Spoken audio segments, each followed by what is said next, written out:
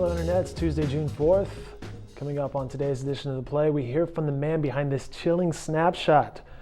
And we're learning more about the victims from Friday's storms. Hi, I'm Dave Morris, and first up, the National Weather Service has released new information about Friday's deadly storms. And making his way from the 6th floor is Nick Trigakis to tell us about it. Hey, thanks for your time today. Sure. And new information came out today about Friday's deadly storms. Yeah, the National Weather Service released some new information. They had initially pegged this main storm that came through El Reno on Friday as an EF3 strength. It went over some really unpopulated areas, mainly fields and stuff. And typically how they'll determine a storm strength is by the path of damage that it leaves. Well, this storm didn't leave a really consistent path of damage just because there were no structures there for it to go over. Now, they went over the weekend and over the last couple days and looked at radar imagery and put some new numbers on it. And what they said today was that this is actually a record-breaking storm. It measured at about 2.6 miles wide at its biggest point. And that's the biggest in recorded history in the U.S. It also had wind speeds that got near 300 miles an hour. So it's another EF5. That would be 2 in a span of about 12 days. And there's only been 14 in the history of the United States since they've been keeping track. So it's a very rare storm that we had on Friday. And on Saturday's front page of the paper, we had this photograph of that storm. And Leanne Manwarren spoke with the photographer about this image. Yeah, the photographer is an employee for the Omaha World Herald newspaper in Nebraska. And he had been in town actually on Friday covering the College World Series of softball.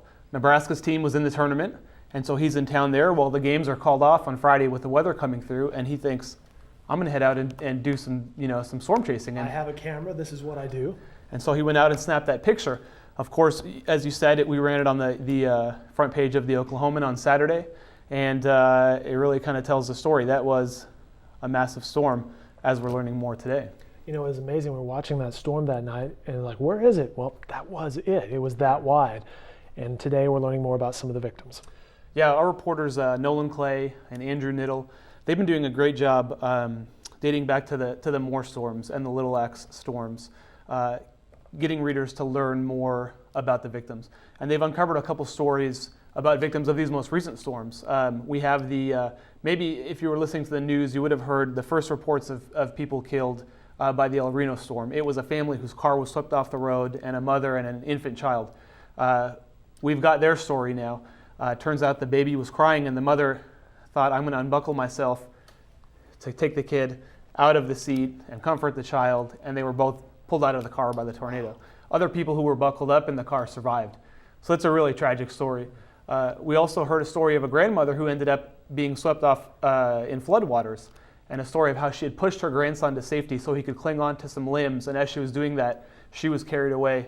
Her grandson, of course, was able to hold on and survive. So some really touching stories and tragic stories that we're uncovering now. Wow, and those stories, of course, written by, as you mentioned, Nolan Clay and Andrew Niddle. Nick, thanks for your time today. Sure. All this coverage can be found in tomorrow's edition of the Oklahoman. It can also be found on our website. You might want to check it out. It's been newly redesigned at newsok.com. Have a great evening, everyone.